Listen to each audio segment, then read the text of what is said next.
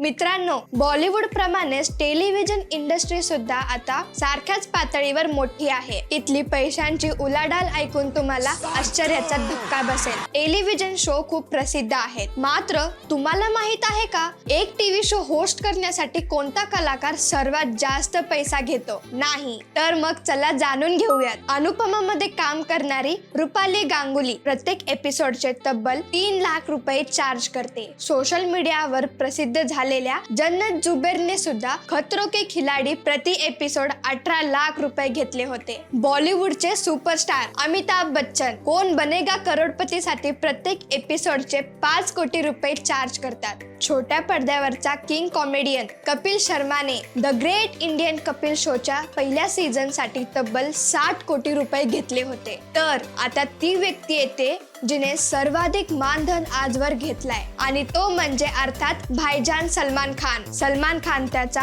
सुप्रसिद्ध show big boss host करण्यासाठी एका सीझनचे आता 100 कोटी रुपये घेतो. ही नवीन माहिती आवडली असल्यास लाईक नक्की करा आणि दैनिक बोंबाबोंबला फॉलो करायला विसरू नका.